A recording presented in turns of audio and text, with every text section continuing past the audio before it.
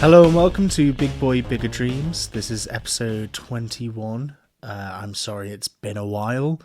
I've not been very active of late and I can only apologise for that. That is my indiscrepancy. I don't even know when the last time I uploaded one of these was, but it was a while ago. And I think basically I think that all of autumn has gone by very quickly. A lot of things happened. Just a really weird time. I feel like everyone agrees with me as well that basically we had summer and now it's 2024.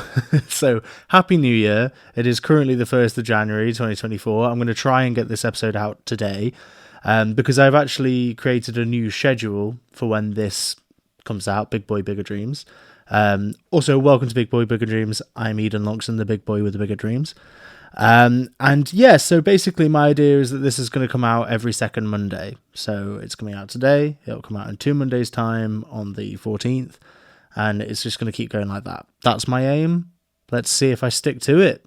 So as always, I give a name to these episodes, to these podcasts, and today's episode is Bye Bye and Hello. And I think considering it's a New Year's episode, that seems fairly self-explanatory, I would say. We're saying goodbye to 2023, hello to 2024. Are you excited for 2024? I guess I am. I'm always sort of basically excited for a new year. The idea that, you can start afresh or something new is going to happen. I know for a lot of people, for like my dad, for example, he hates New Year's. He's always a bit like, what's the point? Why are we celebrating? It's just a different year, like who cares? But I think for a lot of people it symbolizes a fresh start, a new beginning, something exciting to come, and I'm going to try and put myself in that camp this year. I'm going to try and be an excited, happy boy. I don't know, let's see. I've actually got a hard out of this podcast because I've put some chicken in the oven, so in like half an hour I need to be gone. So this is going to be a nice short episode. I feel like half an hour works. Half an hour is good for a plog cast. That's right, you heard it. If this is the first episode you're listening to, this is a plog cast. Do you remember blogs? And then do you remember vlogs? Well, this one's a plog. It's a podcast log of my life here in London. And I actually just got back to London yesterday, and then I went over to my friend's house and we had New Year's Eve together. There's 4 of us there. It was really, really sweet, very, very wholesome. We watched like Paddington and Paddington 2 together. It was extremely cute and extremely, extremely, extremely wholesome. I had a really, really good time. Some New Year's Eves, last New Year's Eve, I think I spoke about it on the podcast maybe, but obviously you might be listening to this for the first time. My friend Kieran took me to an F1 bar and we had New Year's there. That was a lot more like we were drinking and we went and saw the fireworks, from basically outside St. Paul's, and it was just very, very cool, very hip time. And last night was really, really fun, and we did have a bit of a drink, but it was just like wholesome, hanging out with friends. I've had various New Year's. I've had a lot of New Year's Eve gigs, but I think mostly it's been, it's either or really for New Year's Eve. It's either a nice quiet night in or it's a all go party / gig. I remember one year I did a gig in somewhere in Lancashire, and we finished at 11:30, which I thought was kind of weird. And I packed my car up. It was a pretty quick pack down, and I was on the M6 heading south back down to Stoke, as midnight happened. And it was crazy. It was just really cool because it's sort of on this flat plain when you get to that part of Lancashire, sort of bordering into Cheshire. And you could just see on the horizon, as far as you could see, just fireworks popping up. It was really, really cool. I actually thought it was quite a magical thing. But then I've also had, I've done some New Year's gigs where we've done the countdown, and it's just, I don't know, I quite like New Year's. I think there's something exciting about it, and I think there is also, I felt like a bit of stress trying to figure out what I was going to do this New Year's. I was very excited that my friend Giles asked me to go over to his house because, I don't know, there's definitely a bit of FOMO. Like, what if I hadn't have found anywhere? Where would I have gone? Just stayed at like my parents in Stoke for the weekend, maybe. I don't know. I'm glad that I hung out with Giles, and I'm glad that I'm back in London. Let's talk New Year's resolutions. So New Year's resolutions are not something I've always trucked with, because I think basically you're setting yourself up to fail a bit. And I don't mean that, but I think there's definitely a case of like, if you set too higher expectation on like New Year's resolutions on, oh, well, this year I'm going to do this, and this. And then if you don't hit them, you're only disappointed. But I kind of have the mindset, well, if you don't hit them, they can roll over. I don't think you have like a ticking time of 365 days, 366 this year. We're in a leap year. Woo! It's not like there's a ticking down of days. It's just that these are things you're hoping to do this year. So I've written some New Year's resolutions. I'm going to 2 friends' weddings this year. I'm going to one at the start of April and one at the end of May. I am a big boy with bigger dreams, as per the podcast name, but I am a big boy, and that's not just through being tall. I feel like I've also sort of gained some more weight recently. I think since being in London, I've not really been completely on top of my weight. Which, I mean, there's camps that would say, does it matter? You just be you, be happy with who you are and how you look. And that's all fair and fine, but I think I feel like uncomfortably big, as in I don't feel comfortable very often, like even going to the theatre and stuff or going to the cinema, I don't feel comfortable in my chair. I just feel like a big presence at the minute. And that's cool, but I just know that I can live healthier than this. And I know that when I do, I like it. So my goal is to lose, it's going to sound like a lot of weight. This is going to sound like a lot of timber, but what you've also got to remember is that I do weigh a lot. So it's not going to be as insane as you may think. So I want to lose 2 stone by the first wedding, which is my friend Charlotte's wedding, in the start of April. And then I want to lose at least 2 stone by then, and then I want to try and lose the 3rd stone by my friend Sophie's wedding at the end of May. That's the aim. That's the goal. Even if I don't achieve that goal, I've headed in that direction. I've started the journey towards that, and that's valid too, right? Like, that's a perfectly valid way to be starting. Is, yeah, maybe I might not make that, but at least I've started the process to get there. And if I've gained weight by the time I get there, I mean, that won't be great. That would be very upsetting. But maybe there'll be a reason to do so. Like that. Maybe that's a way to cope with something that goes wrong in my life or something like that. I really like how Jamila Jamil talks about this kind of thing. She talks about addiction, for example, as being this thing of like, you had to cope in that situation. You needed to do that. You needed to use those drugs at that time to get through the situation that you were in at the time. And I think, and so it's totally valid that you did that because, you survived. Well done. You survived. That's great. Now let's see if we can focus on something healthier. So maybe I've been using food as a way to sort of cope with my situation down here, which, I'm in such 2 minds about London, because on the one hand, it's big and scary, lonely. I'm always worried about money. I don't particularly love my day job. I mean, as in, it brings me an awful lot of stress and anxiety. And also, I definitely came here running away from something up north.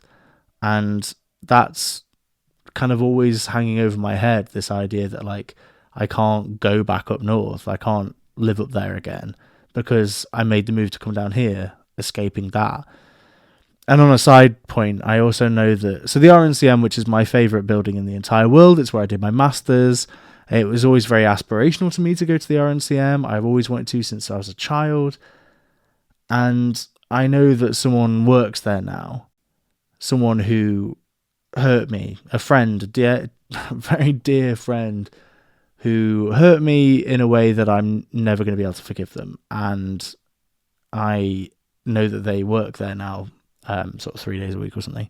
So I'm terrified of going back there And that sucks because it's my favourite place in the world. So I sort of feel like I've been denied that. And you know, obviously they need to be living their life, and you know, they can't not take a cool job at a cool place just in case might want to go there. That's completely selfish of me, but I know that it just gives me a lot of anxiety to think that I might bump into them. That freaks me out. It really, really does. But alas, so there are all the things that are kind of scary about London, but then also London is fun. And, you know, I said big earlier as like a negative, but big is also great because there's so many different things you can do. Like I could head up to Hackney and East London and go do cool, fun shit up there, go over to Camden, go down to Brixton. Like there's just and Central Soho, go see shows, go over to Surbiton to see my friends, or go to the South Bank or to Barbican. There's just so many cool, awesome things to be doing. And frankly, I need to be taking more advantage of that. Like, I still haven't gone to the Ronnie Scott's jam that's on Wednesday evenings. Why haven't I gone to that? Because that's going to be a cool jam to go to. You know, I stopped going to the jam in Hackney Wick at Grow, which is with Stratos, the band, run by Rio Kai. I need to go back there and be present on the scene, be the guy. Like, I'm a jazz guy. Hey, give me jazz gigs, you know? And you know, there's loads of things like that where I need to be more on the scene and more present. But yeah, so you know, how did I get here? How did I get to saying what I'm saying now? I think I got here by saying, you know, using food to cope with the things that aren't great down here. And yeah, I think sometimes I do that. Sometimes I get very stressed about my situation, about my sort of lack of money, about my just the fear of what is my life going to. I'm nearly 30. What's happening? What's my life? What am I doing? You know, why won't anyone love me? You know, like those kind of general things. And I think I've been eating to sort of, you know, try and get over that, but actually, or to try and cope with that. But actually, there are other habits that you could be doing that are better than that. So for example, I've been going to the gym, and that's been really like fun, and I really love going to the gym.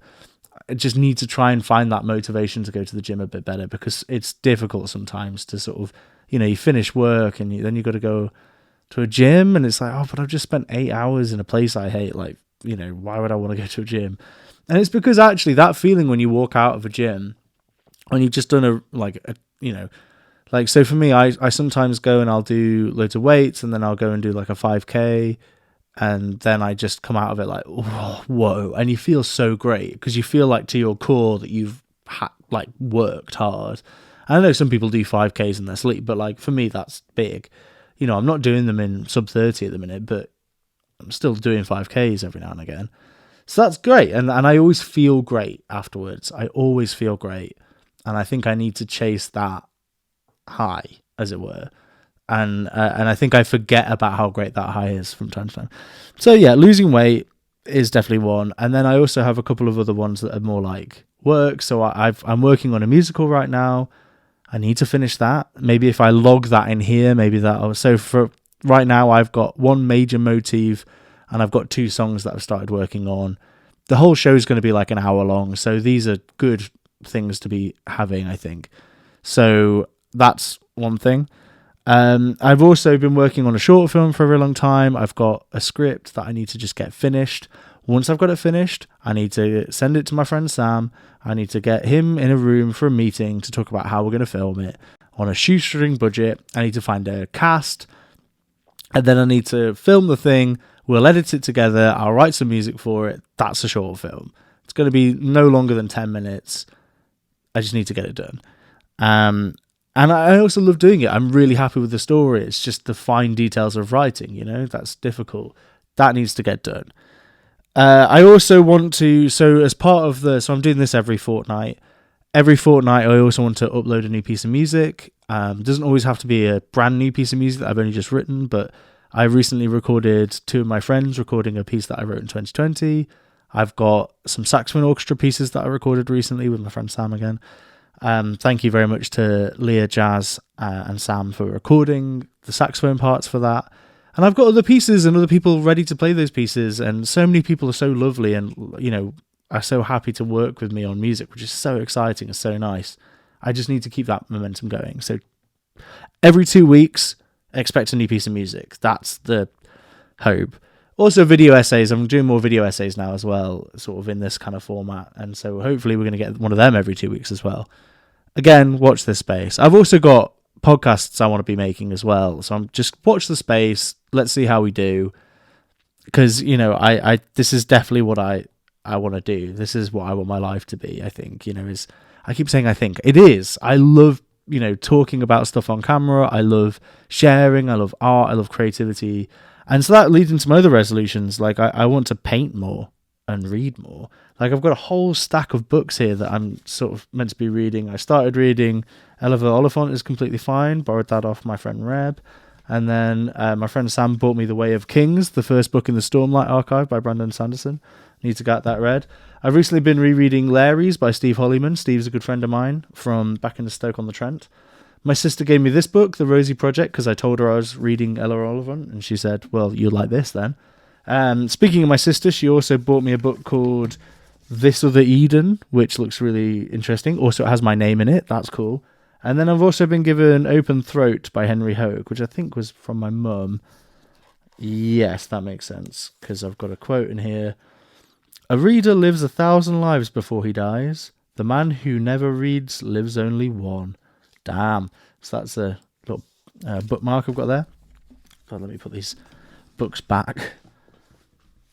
So yeah, read more, paint more. I love painting. I do a lot of painting. I love painting. It's so soothing to me when I sit and paint. I always feel so much better afterwards. Like, I feel like I've worked through something. You know what I mean? Like, and that's always so rewarding. So let's move on from there. So, and go on an adventure once in a while. So paint more, read more, and every now and again just go do something, go see something, go enjoy something, go drive somewhere, get on a train and go visit somewhere new. Like, get out your comfort zone, just go be somewhere else. I've seen 0.0001% of the world. Let's go see more of it. That's a cool goal, because the thing about that goal is that there's no empirical succeeded or failed of it. You just go do it, and hopefully that's great. It's not about I want to have seen Machu Picchu. I want to have seen the Grand Canyon. I want to have seen the Sagrada Familia. It's not about just having seen these things. It's about going and enjoying an adventure and being in the world. And maybe meeting some new people. That'd be nice. I have a question. How do people do it? Like, how do people wake up in the morning and are just awake, and they go and they do? Maybe they go and have a run, or, just get up and they're up in plenty of time for work, and they go to work and they just are productive all day, and they just exist and are great. The waking up in the morning is the really hard one for me. Like, I really struggle waking up in the morning. I think I have been excessively sleeping recently, which I think is a bit of a symptom of sort of depression and depressive adjacent, things. And I am worried about that, and I'm trying to curb it. This will be my first night back in my bed in London, so let's see how I get on. But I really struggle getting up in the morning. I think I'm a big night owl, so sometimes I will accidentally stay up late. But even if I go to bed at like midnight, how am I struggling to get out of bed at 8? That's 8 hours sleep. That's how much they say you should get, ideally. That's the pinnacle of sleep. Why am I then struggling to get up? I actually am of the opinion that I actually cope really well with very little sleep. So if I'm forced to wake up with only 5 hours sleep, 4 hours even, I do tend to just be fine. I don't find myself being overtired. I do find myself being overtired if I've had 12 hours sleep, which has been happening sometimes recently. And it's kind of scaring me. To be completely honest with you, it's kind of scaring me. I don't want to sleep that much. And I sometimes frame it as I'm just really good at sleeping. And it's true, I am really good at sleeping. But also, is that something to always be like super proud of? I don't know. I also find that I get a lot of really good work done late at night. So, I don't know. I think the main thing is to try and quit my job, which I have done. I don't think that was exactly where I wanted to go to next, but I I have quit my job, my day job. However, I've said to them that I will give enough as much notice as they take to find a new person. So currently we're saying end of March. So that's 3 months still in role, but at least I know I'm on the way out. And in those 3 months I can be saving while I start a teaching job that I've just got as well at high school. So I've got, some drum teaching coming in, and also I'm leaving this other job. And then I've also got 2 shows booked in. I've got a show booked in at the end of, and a couple of Kayleys as well. So I've got a couple of Kaylee gigs, which is a function thing. It's like Scottish dancing, if you've never heard of Kayleeing or a Kaylee. And so then I've got a show booked in at the end of January. I've got a show booked in midway through March. These are really exciting times. I've got stuff coming up. Like my January, February, March isn't like previous January, February, March is for a lot of my time as a musician, where it's just dead because no one gets married then. But apparently 3 people are, so that's exciting. 6 people, I guess. At least 6. These might be polyamorous marriages. I don't know. That would be very exciting. I think I just started then, but I'm going to start gaslighting myself into becoming more confident.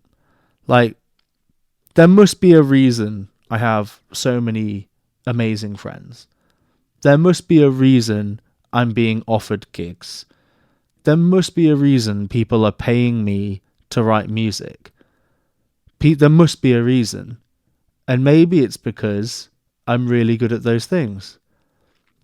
And I'm going to stop saying maybe. It's because I'm really good at those things. And it's just the ability to say that has taken so long. Like I say this to my therapist all the time, my counselor all the time. Like, I struggle so hard just to like big myself up because it feels gross. Like, it feels like you shouldn't do that. That's a very bad thing to do, is to big yourself up. And it's like, why is it a bad thing to do? No, it's not. Big yourself up. Like loads, put it this way, loads of dickheads do it. Why can't I? If dickheads can big themselves up and they're dickheads, I'm not a dickhead. So if I big myself up, I mean, it begs the question, does that make me a dickhead? I don't know. But, if I'm bigging myself up, maybe I'm going to be projecting more confidence into the world. And more confidence maybe means more people want to hang out with me or hire me to do a thing. That confidence pushes forward, I think. I've always noticed that. And, I do think that money is the problem. I wish I had more money. Who doesn't? Even really weirdly, like, super mega rich people still want more money, which has always baffled me. Like, once you've got $1 billion, what are we doing? Like, what else do you need? Like, you're done, right? You won. Well done. You won capitalism. Like, go and spend the rest of your life on your island. Like, come on. So, yeah, I mean, it is one of those things, though. I'm going to try and say goodbye to money worries. And what I mean by that is I'm going to stop being worried about money and start being proactive about doing things that earn money. And I'm going to start doing. I'm going to say bye-bye to like being petrified about money and about those kind of problems, and just being excited and saying hello to the prospect that I might be able to earn money doing the thing that I love, which I know I can. I'm currently working on 3 commissions that are all paid. I have got gigs booked in where people will pay me to play the drums. That's awesome. Let's focus on that. Let's do that. Let's say hello to that. Bye-bye to being terrified of living. Hello to living.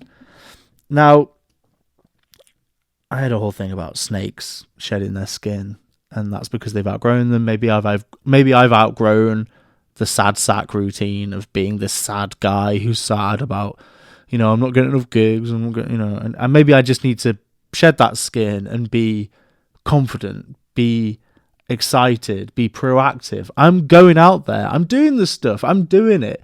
Yes, Yoda, there is no try. There is only do. Did you get the reference? So, yeah, I quit my job. Yeah. I've got the shows. I've also been featured on an album. There's a reed quintet. Reed quintet being, it's a bit like a wind quintet, but it's only reeded instruments instead of the wind quintet, which has a horn and a flute, which aren't reeded. So it's oboe, bassoon, clarinet, bass clarinet, and alto saxophone. And they are called Northern Reeds, and they're amazing. It's a great quintet based in Manchester, and they're releasing an album. And they very kindly asked if I could write a piece for that album. I did. They've played it live a few times, and they've recorded it. So I'm going to be featured on an album, which is super, super exciting. I recently also had a performance by the Rosman Brass Quartet, who played my piece Para Siempre, Para Siempre, Para Siempre, Para Siempre. That was super cool. That happened at the RNCM. I didn't see anyone there that I didn't like, but that was amazing. It's like, oh my god, these people are playing my shit. This is great. It's so exciting. So that's, I'm just super stoked about all that. I'm really stoked about all that. I am so excited, and I know that I have a reason to be excited because I did a good job. I'm doing a good job, and I've got more good jobs in me. That's the gaslight. Okay, you all heard it. I said it then. This is what's happening. Okay, we all on board? Great. I've got some music recommendations for you because that's what happens in this podcast. At the end of the podcast, I give you some music recommendations. How exciting. So I'm going to start with Anders Hillborg, who is a composer, and he wrote in 2020 a cello concerto, and I've been listening to it quite a few times over the last sort of couple of weeks. Beautiful piece of music, really, really good. I really like Anders Hillborg. I love his piece Bach Materia, which is sort of based after one of Bach's pieces of music. Don't ask me which one, I can't remember. Which has a brilliant recording with Pekka Kuisto, who is fantastic. There's a wonderful LPO recording of that as well with Pekka Kuisto. So good. But his cello concerto, phenomenal. Really, really, really enjoyed it. I've also been listening to Nina Simone, as always. But specifically, she has an album I found on Apple Music, which is called like the Montreux Years, and it's her playing at Montreux Jazz Festival. And it's an amazing album because it's just got all these amazing live performances of her playing tunes, her old tunes, some covers, like really, really exceptional. And she's incredible. I love Nina Simone. I think I first got hip to this because one of the songs that she does is a Janis Ian composition called Stars. And she recorded it there, or played it live there, and then they used that recording at the end of the final episode of the third season of BoJack Horseman. That's how I first ever got hip to it, and that song is incredible. Like, it gives me goosebumps, makes me want to cry every time I listen to Nina sing it. I mean, Nina is just the GOAT. She's just so good. I love her voice. I love the way in which she sings things, the way in which she gives things meaning by the way she sings it. She is just phenomenal. Absolute phenom. I'm so, enamored with her. Jacob Collier has been releasing some new music, and I tell you what, it's pretty good. I love Jacob Collier's first album in my room. In fact, I've got it on vinyl on my shelf over there, on my whatever that's called, and mantelpiece. And I love Jacob Collier, and I love that first album, and I love Jesse Volume 1 as well, which was the album he did with the Metropole Orchestra, who are my favourite orchestra in the entire world. I don't love Jesse Volume 2 and Jesse Volume 3. I just felt like there was too much. It was a mixture of really, really quite wanky mixed with he's doing all these pop songs, and it was just like, this is I go to you because you're my weird freaky little jazz guy. Why are you doing these pop songs? Like, I don't get it. Like, I don't understand what's happening. But actually I feel like with the songs he's released so far, apart from one, I'll get to that in a second. So I've listened to Wherever I Go and Little Blue, and Wherever I Go especially, oh my god, I love Lawrence. Lawrence is one of my favorite bands ever, but that song Wherever I Go is a killer. It's so good. And I what I really like about it is that it's a pop song, but it's got his Jacob Collierisms in it, and he just nails that. Like, it's a really well written song, and he adds his flavour to it. He adds his sauce, and the sauce is fantastic. And I'm just excited to see it, and I hope we get more of that kind of thing. Little Blue, very similar, but I mean, Little Blue's a lot calmer, but it's beautiful. I don't like, if I'm completely honest, I don't like Witness Me, which is the third single. It features Stormzy and Shawn Mendes, and I don't get it. I think he's trying to do this gospel thing. Great, cool. I don't think it suits him. I think the song is trying too hard to be too many things to many different people. I don't get it. I just listen to it and I'm like, this sounds a bit naff. Wherever I go, Tour de Force, incredible song. Little Blue, beautiful, like haunting song. Witness Me just feels like, I don't know. It just feels like, especially with like Stormzy and Sean, there's such stunt casting in that song. Like, I don't know, man. I don't quite get it. But let's see what else he brings out, because 2 out of 3 ain't bad, as my man Meatloaf said it, R.I.P. I'm going to give you a fourth music recommendation, and that's me. Go listen to my music, especially, I would say, my saxophone quartet, Roach. I'm very, very proud of that. My friend Sam G recorded it, multi-tracked it. It's available on Apple Music. It's available on Spotify. It's on YouTube. Please just go listen to it. It's one of my favourite things I've ever written. I wrote it back in 2020. I love it. You'll love it. Just go dig it. Go check it out. Anyway, I'm going to end with a poem, because I always end with a poem. And this poem, I actually made a painting to go along with this, but I left it at my parents' house because I did it over Christmas. But this poem is called I Am a Tree. I am a tree. I am tall and strong like an oak. I am resilient. I last like an evergreen.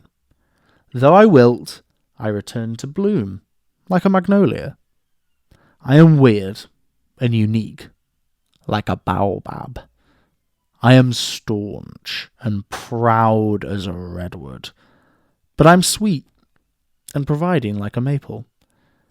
I can be spiky and avoidant like a monkey puzzle, though I think most of all I am a willow. I like the water, and I'm often droopy. But I'm tall and I am beautiful, a mysterious guardian of the river. Push past my branches, come sit a while. I think that your presence, your company, will make this droopy tree smile. I'm really happy with that poem. I think it went through a couple of different drafts, and I'm happy with it. It's sort of got the right amount of bigging yourself up, but not in a gross way. You know what I mean? Also, that there's a really specific word in there. So my granddad is currently very far on in terms of dementia. He's currently living in a home, assisted living. He's basically non-verbal.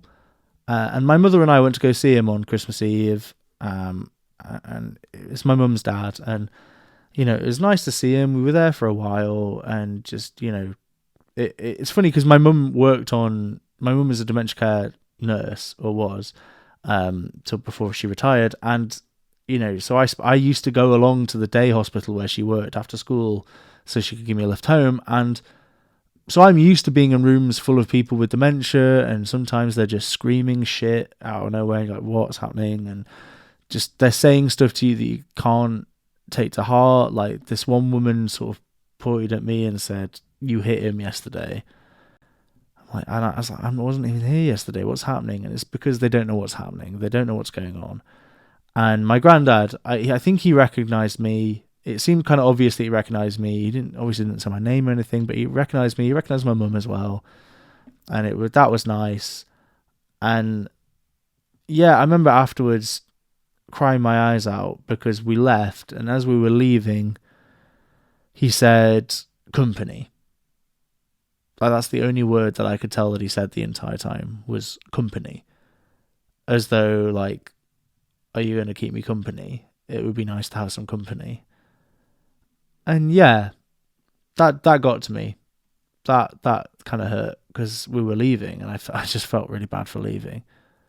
I love my granddad a lot, but currently there is a dude in my granddad's skin, and just, he's not the same granddad. You know, he's so far on. And yeah, I miss my granddad a lot, even though he's still with us, and that's a really fucked up thing about dementia, really.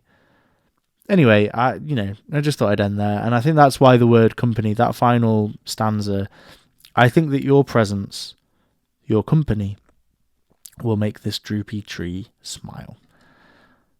So yeah, there you go. There's a poem. First episode of 2024. Done. Achieved. Thank you for listening to Big Boy Bigger Dreams. I am, again, the big boy with the bigger dreams, Eden Longson. And I have music available everywhere. Please go listen to it. Please listen to this podcast more. If you would like to rate it on Apple Podcasts or wherever you get your podcast, Spotify, rate it, leave a review, please. It really helps. And just participate in whatever I've got to put out there, you know. Love you all. Happy New Year. And bye.